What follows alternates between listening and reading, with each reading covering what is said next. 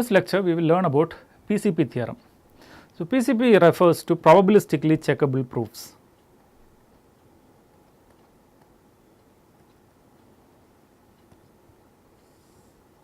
There are two ways in which we can view Pcp theorem.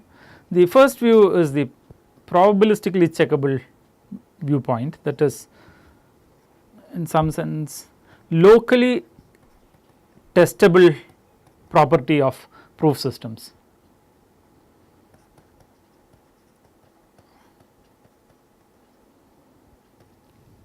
In one sentence, it essentially means that proofs can be understood without going through the entire proof. You can just look at parts of the proofs and understand the proof. And the second view is the hardness of approximation view.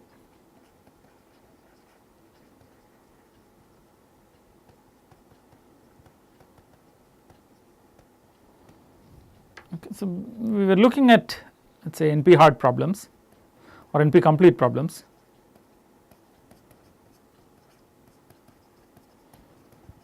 For example, let us say max sat.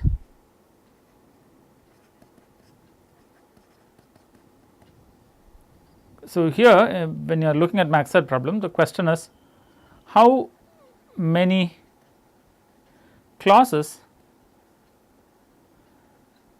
can be simultaneously satisfied.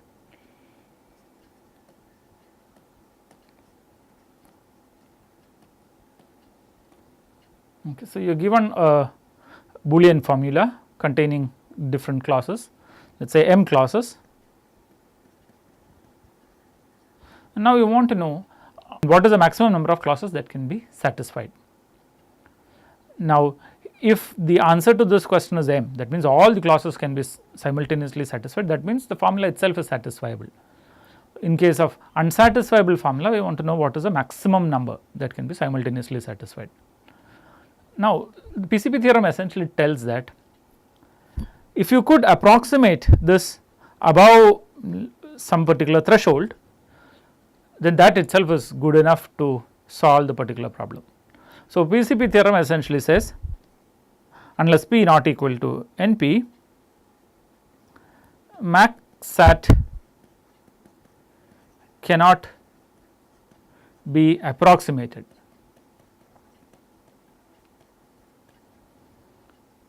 to an arbitrary high accuracy. Okay, so, there is a threshold, let us call that as rho. So, if you approximate max sat to above a certain number rho, then you can actually solve the exact instance, and therefore, since the exact instance we assume to be a difficult problem, in the sense it cannot be solved in polynomial time, we will Pcp theorem, by Pcp theorem we can say that max sat cannot be approximated. Okay. So, that is the hardness of approximation view, but in this lecture what we will be looking at is the locally testable proof systems. Okay. So, that view of Pcp theorem is what we will try to understand. Okay. So, what does this mean? So, let us look at our objective. So, let us say someone wants to convince you that a particular Boolean formula is satisfiable.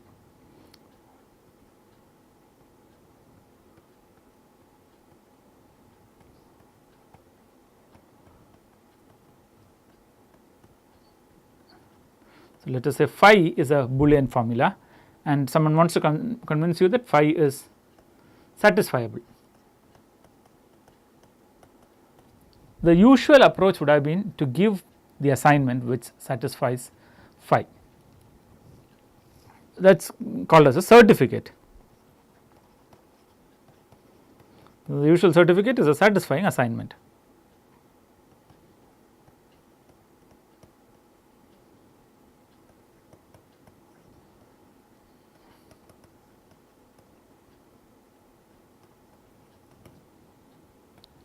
The problem with this is you have to go through the entire assignment, and based on what you identify as the value of each particular variable, you can evaluate the expression and say that it is satisfiable or unsatisfiable. The question that we are looking at is, can we look at a part of the certificate and still be convinced that the formula is satisfiable? Okay. So, the alternative that we are interested in is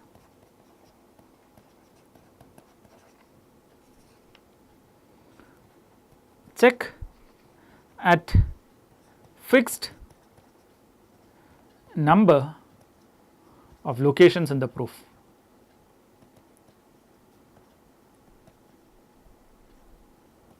And based on what you see in these locations, you will make a choice as to whether you will make a decision as to whether the formula is satisfiable or unsatisfiable.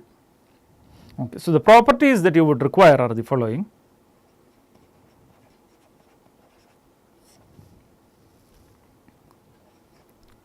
If you have a correct certificate, then that will never fail to convince you that the formula is satisfiable.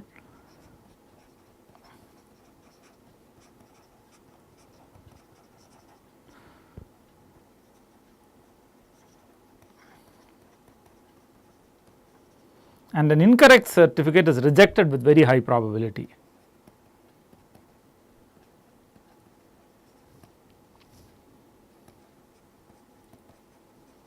So, if the formula is unsatisfiable, then all certificates are going to be incorrect certificates. So, for the unsatisfiable formula, with very high probability, all the certificates will be rejected.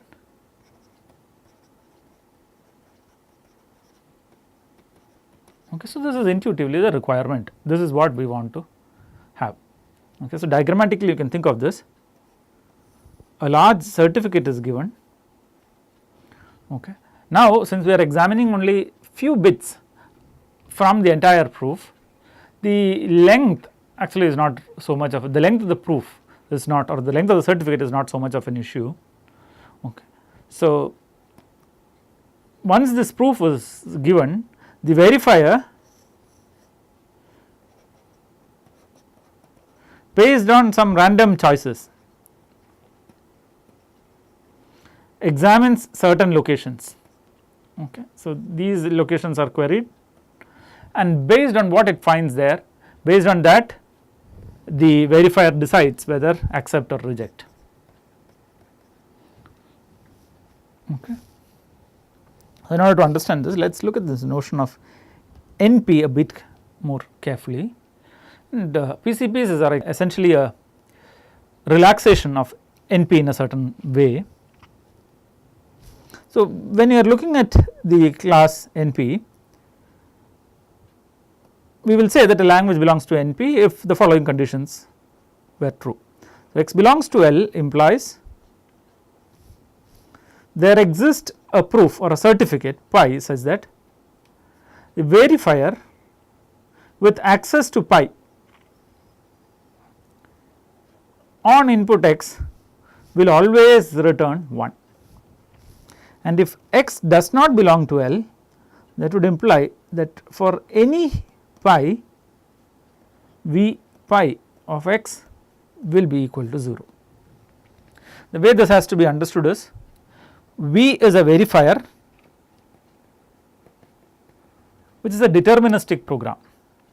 Now, that deterministic program has access to the values pi, or has access to the certificate pi. Based on pi, V accepts or rejects. Okay.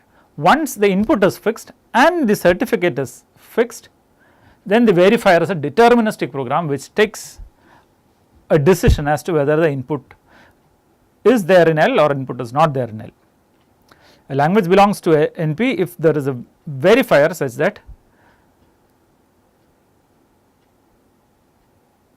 for all strings in L the verifier will accept, and for all strings not in L the verifier will reject, no matter what is the certificate.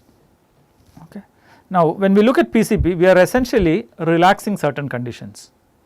Okay. We no longer insist that V is deterministic, and we allow V to be probabilistic. So, the certificate pi here has to be bounded in, it should be some poly n, its length should be bounded by a polynomial in n.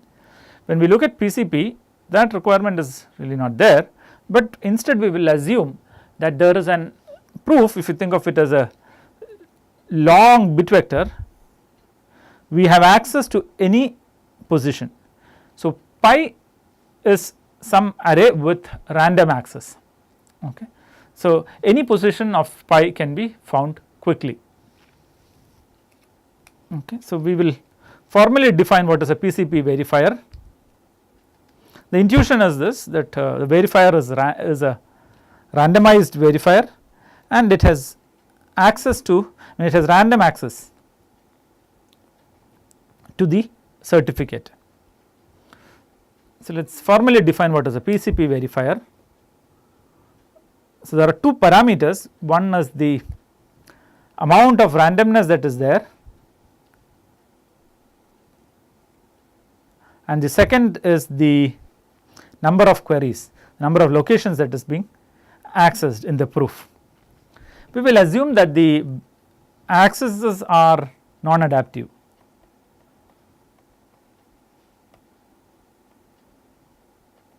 Okay. Once the proof is given, the verifier is querying individual locations inside the proof. Which location it will query will not depend upon the answers to the previous queries. Okay. Such kind of queries are called as non-adaptive queries. Of course, adaptive queries is more powerful than non-adaptive queries, but we will restrict ourselves to non-adaptive queries. Okay. So, formal definition of PCP verifier. So, we will call this as an Rn Qn PCP verifier. Okay. So, we want to say when does a language L have an Rn Qn PCP verifier. So, this is the case when there are, so three conditions has to be satisfied, one corresponding to efficiency,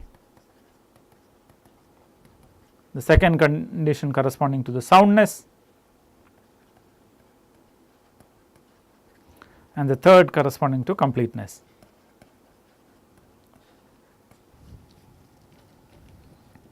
So, efficiency condition says that the verifier Qn times and uses Rn amount of randomness. So, n is here denoting the input size. So, the number of queries and the amount of randomness used can depend on the size of the input. The input is of size n, then the number of random bits used is bounded by Rn, and the number of queries is bounded by Qn. So, that is the efficiency criterion for the PCP verifier with parameters Rn and Qn. Soundness condition says that for all inputs that is not there in the language, which does not belong to L, the probability that the verifier accepts. So, x is the input, the verifier, when we say v pi x, that means the verifier with access to the proof pi on input x. So, this will say 1, and that probability is going to be less than rho for every, or less than half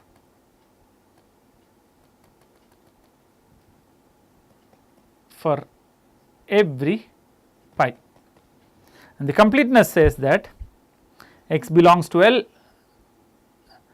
implies there exists a pi such that probability that v pi x is equal to 1 is equal to 1. With probability 1, the proof will be accepted.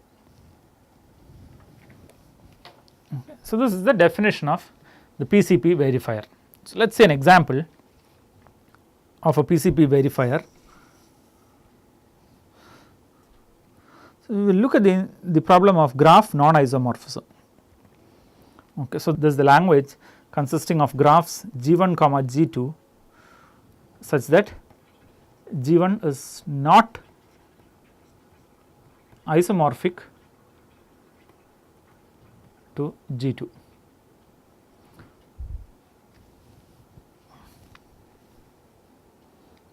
So, we will have a poly n comma 1 Pcp verifier. Okay. So, here the amount of randomness that is made is proportional to a polynomial in n. The number of queries made is going to be at most, I mean it is order of 1, constant number of queries. So, the input will consist of 2 graphs G1 and G2, and we want an algorithm which will tell that these graphs are not isomorphic when they are not isomorphic, and we wanted to say that they are isomorphic if they were isomorphic. Okay. But when we want to design a Pcp verifier, for all yes instances the probability of the algorithm returning the correct answer should be equal to 1, and for all the no instances the probability of saying yes should be bounded by half. Okay. So, basically the proof or the certificate is going to be a long bit string where each position corresponds to a particular graph. Okay. So, each position is indexed by a graph. So, look at all possible graphs on n vertices. So, we may assume that G1 and G2 are graphs on n vertices, because if they were not on n vertices you can readily throw them out, because they are not going to, you can easily identify that they are not isomorphic, and each position in this long array will correspond to one particular graph. So, look at all graphs on n vertices and each position is indexed by that. Okay. So, on n vertices there are 2 raised to n choose 2 graphs. So, this is a bit string with those many entries. Okay. And this entry here is either 0 or 1. Okay. So, if it is 0 we can encode it in such a way that this position is 0. So, let us say let us call this array as A. So, AH is equal to 1 if and only if H is isomorphic to G1. So, this is the proof or the certificate. At each position you can go to that position and check whether it is 0 or 1. If it is 1, that would mean that the graph H is isomorphic to G1. Okay. So, once this certificate is constructed, the verifier can do the following. Okay. The verifier just chooses a random graph from G1. So, verifier's algorithm is as follows: choose a graph at random from G1, G2. Okay. The adversary or the prover does not really know which of the graphs he had chosen. So, once this graph is chosen, the second step is to choose a random permutation. So, permute the chosen graph. Okay. So, just remap the vertices using some particular permutation pi. Okay. And we will query the location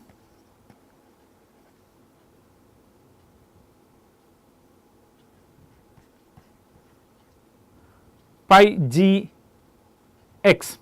Okay. So, suppose x was the graph that was obtained and pi g x is what we query.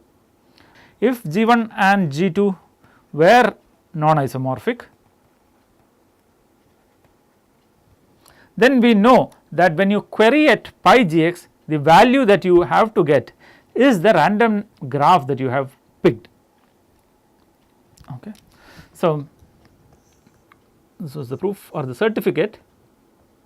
Now, we are querying at some random location. Now, that random location is some particular graph H. This H is isomorphic to precisely one of G1 and G2. and the value here will basically indicate that. Okay. Clearly, as this location is isomorphic to only one of them, we had if this was 1, that would mean that the graph that we had initially chosen should have been G1, and if it was 0, it would mean that it had to be G2. So, by querying this location, if the proof correctly identifies the graph from which we had randomly obtained H, then we can accept, otherwise we can reject. Okay. So, this process will have the following property: if G1 and G2 were non-isomorphic,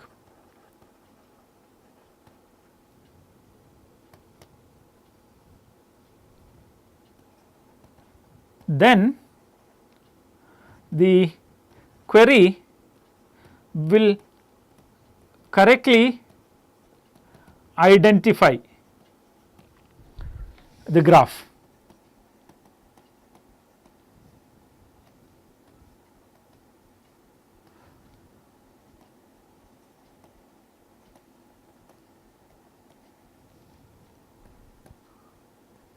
And if G1 and G2 were not isomorphic,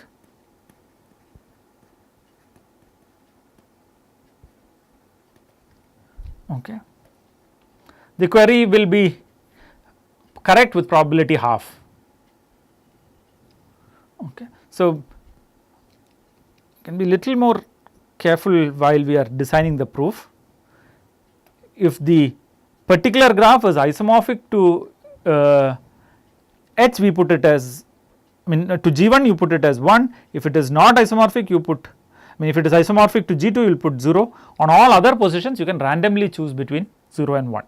Okay. So, if you do it this way, if the proof is constructed this way, then the verifier will be convinced that G1 and G2 are non-isomorphic whenever they were actually non-isomorphic, and if they were not isomorphic, then the probability of the verifier getting convinced that they were isomorphic is going to be less than half. So, this is a PCP proof or a probability PCP verifier, and the parameters here. So, each of them is a graph, and therefore, the amount of randomness required to choose one number between 1 and 2 raised to n choose 2 is approximately n choose 2.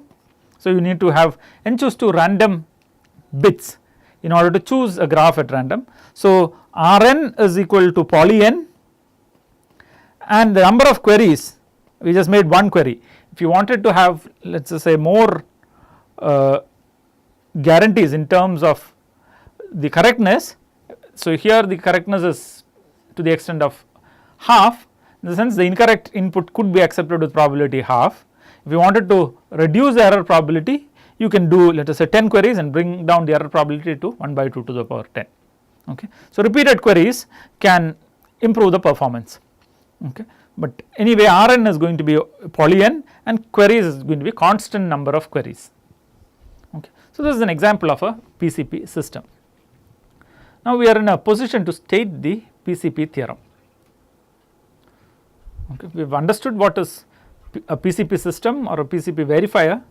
Now, Pcp theorem tells something about the relationship between NP languages and the PCP languages.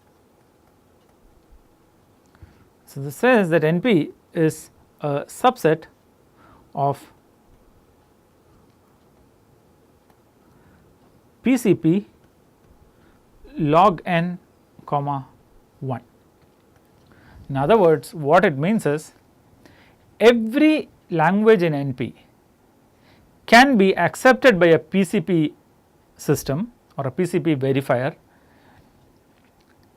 and the randomness that is required is bounded by log n, and the number of queries is constant.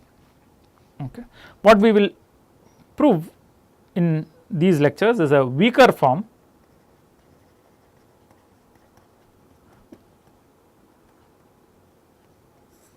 we will show that NP is contained inside Pcp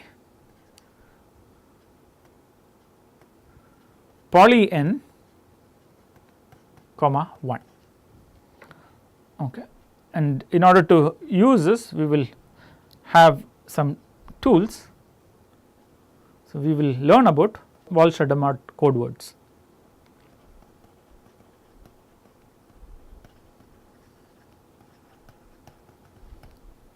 Okay. So, the first thing that we will do now is to learn about what are Walsh-Hadamard codes, and then look at one particular problem. We will look at an NP complete problem called as quadratic equations or quad EQ, which is known to be an NP complete problem, and we will show that Pcp poly n comma 1 can,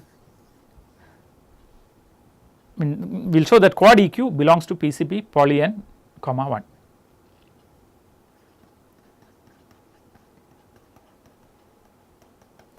So, this is what we will prove. In order to do this, we will look at what are known as Walsh-Hadamard codes. Okay, so, these codes are basically linear functions. So, let us say that u is a string of length n, okay, and the Walsh-Hadamard code word corresponding to u, which we will denote by whu, is a vector. Okay. So, this is a function from 0 1 power n to 0 1 to the power 2 to the n. So, you take a string of length, let us say n, and map it to a string of length 2 to the n. This function will be, so the Walsh-Hadamard code word is one such function, and it is defined in the following way. So, when we are looking at mapping an n bit string into the 2 to the power n size string, we can look at each position and say what is going to be the value at that position. So, you can think of the code word corresponding to u as a word of length 2 to the power n, and we will think of this entire code word as an array indexed by 0 to 2 to the power n minus 1, sorry 2 to the power n minus 1.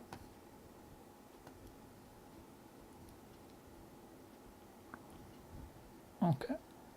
So, since there are 2 to the power n locations, instead of thinking them as numbers, we can also think of them as bit vectors.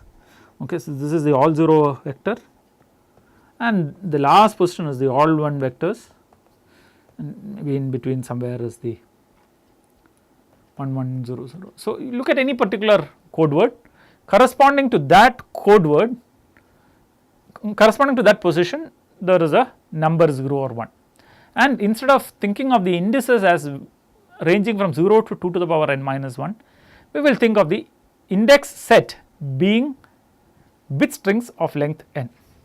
So, when we say whu is an array, we can look at the ith location. So, whu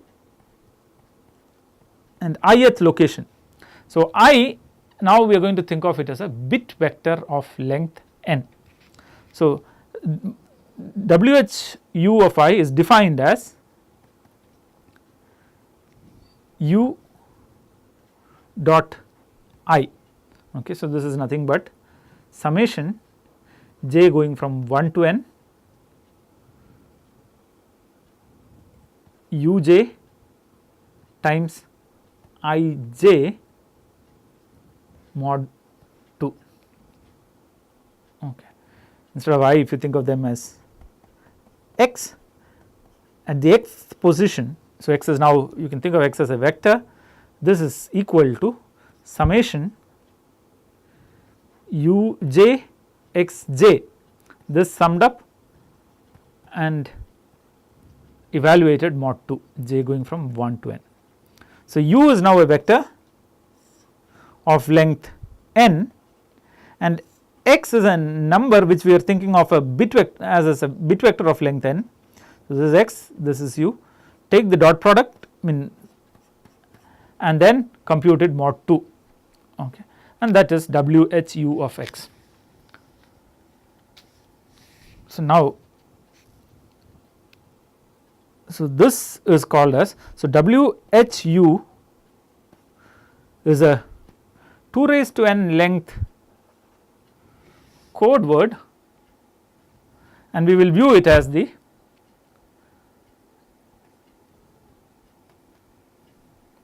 Walsh-Hadamard code for U.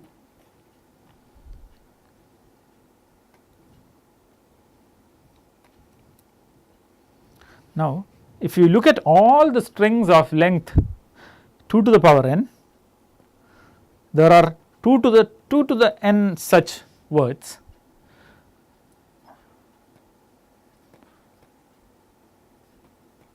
Out of them, very few of them, it is precisely 2 to the n of them are going to be Walsh-Hadamard code words. Okay. So, if you look at this collection of all words of length 2 to the power n, in that there is a small set. So, these are all strings of length 2 to the n. Okay. In that there is a small subset which are Walsh-Hadamard code words. Okay. And each word here is the Walsh-Hadamard code word for some particular string of exactly n. Okay. So, these are strings of length n. Each string of length n is mapped to some Walsh-Hadamard code word, and we will say that let us take one particular f belonging to 0 1 to the power 2 to the n. We will say that it is a Walsh-Hadamard code word if f is equal to WHU for some u belonging to 0 1 to the power n. If this is the case, then f is called a Walsh-Hadamard code word. Okay. Now, there are few very important properties of these code words which makes it useful in designing probabilistically checkable proofs. We will see those properties. So, the first property that we will understand of these code words is the random subsum principle.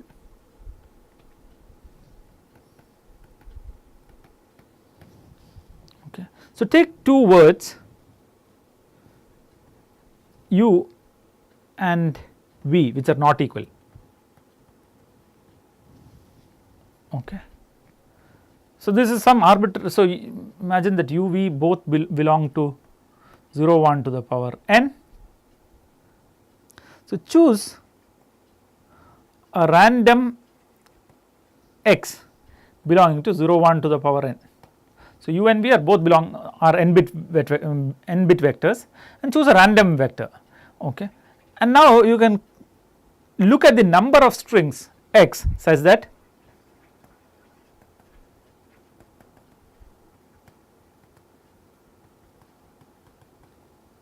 U dot product x is equal to V dot product y. So, these are dot product computed mod 2. So, all the computations here unless mentioned will be over GF2. It means you are looking at 0 and 1, and the addition and multiplications are carried out mod 2 in this particular field. Okay.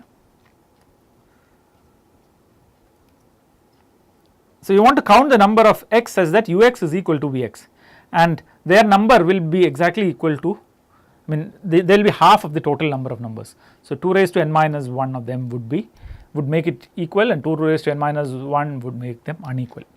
So, in other words, probability that Ux is equal to Vx is going to be equal to or not equal to Vx will be equal to half. Okay. If you take two things which were unequal and multiply it with x, the probability that they still remain unequal is going to be half. This would essentially mean that if you look at the Walsh-Hadamard code word for U and the Walsh-Hadamard code word for V, they will differ at half of their positions. Okay. In other words, we will say that the distance of Walsh-Hadamard code words is half. means half of the words. I mean, if you look at a random position in the Walsh-Hadamard code word corresponding to u and v which are unequal, then the probability that they are still unequal is half. Okay. And because of this key property called as random subsum principle, we can do the following things on the Walsh-Hadamard code words. We can locally test for Walsh-Hadamard code words, and we can do local decoding. Okay, what does this mean? So, Walsh-Hadamard code has an important property called as linearity. Okay. So, we were looking at all the Walsh-Hadamard code words. We can also look at functions which takes strings of length n to strings of length 2 to the power n. We will call one such function as a linear map if f of x plus y, the addition carried out mod n, is equal to f x plus f y. The multiplying by constants does not really matter much here, because there are only two numbers 0 and 1, and those conditions are trivially verified. So, here linear essentially means we have to verify this condition, f x plus y equals f x plus f y. Note that Walsh-Hadamard code words are linear. Okay. So, we were viewing the code words as functions. Okay. So, some of those functions are going to be so if you look at arbitrary functions from 0 1 to the n to 0 1 to the 2n, okay, wh of any u is basically a linear function. Okay. For each particular u, you will get a different code word, okay, and each of those code words we could view them as functions. Okay. So, this is a code word, let us say our strings were of length 10, and this is an array of size 2 to the power 10. We could also view this as functions from 0 1 to the n to 0 1. Okay. So, this is okay. So, look at functions from 0 1 to the power n to 0 1, it is called linear if f of x plus y is equal to f x plus f y. Okay. Walsh-Hadamard code words are linear functions, and every Walsh-Hadamard code word is a linear function. Okay. So, they are essentially the same set. You can either view them as linear functions or you can view them as WH code words. So, in order to check if something is a WH code, so here now you think of the problem where you are given a string of length 2 power n and you want to identify whether it is a Walsh-Hadamard code word. In order to do that, it is sufficient if you check whether it is a linear function. Okay. In order to check it at a linear function, we have to essentially look at all possible x and y. So, given x belonging to 0 1 to the power 2n, check if x is linear. Okay. So, you can look at all positions I comma j and check if f I plus j is equal to f I plus f j. Okay. But I can take 2 to the power n different values, j can take 2 to the power n different values. So, this basically requires you to check at 2 to the n locations. Okay. So, that is not quick enough, but we can locally decode. We will just randomly look at one particular position. Okay. So, check at random positions, okay, and based on the values at the random position we can decide whether it is linear. Okay. We can't actually check if it is linear, but we will check for almost linear.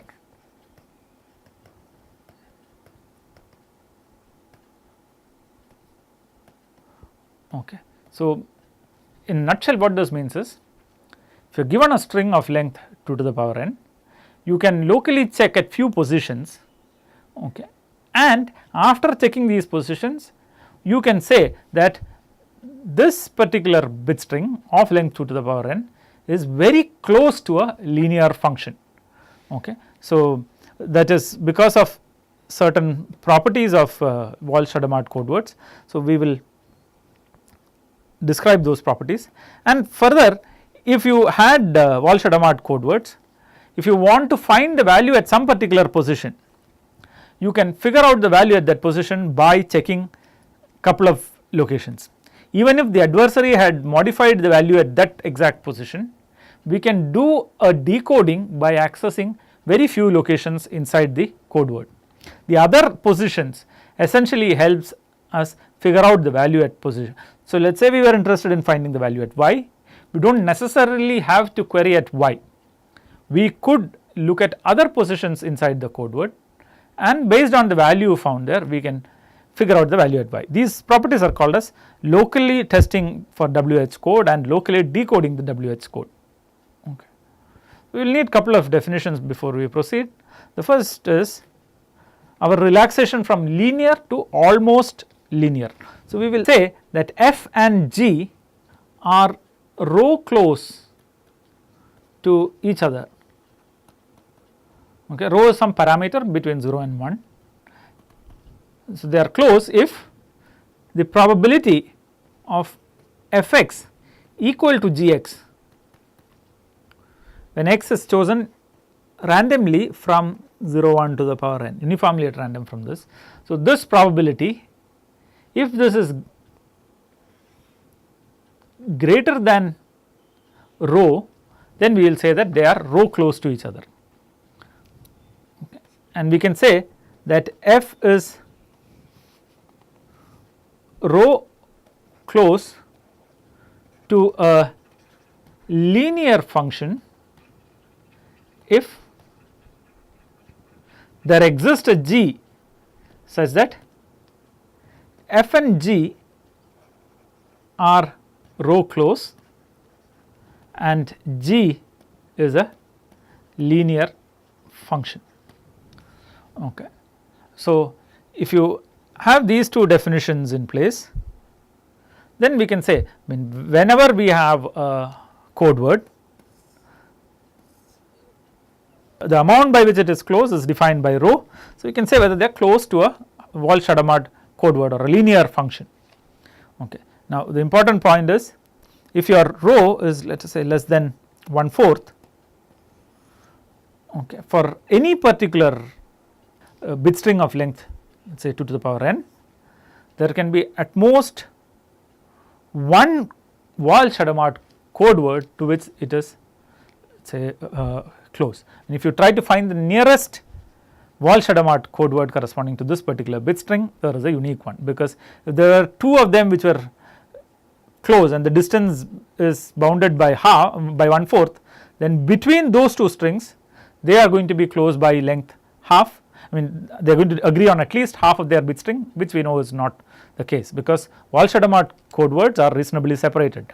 They differ in two different Walsh-Hadamard code words, differ at half of the bit positions. So, for any code word within 1/4, I mean, if you say that they are 1/4 close to a linear function, then there is precisely one particular code word. So, we will see how the linearity of given a code word, how can we find the code word which is reasonably close to it, and how do we decode individual locations inside the code word. So, that is what we will do in the next lecture.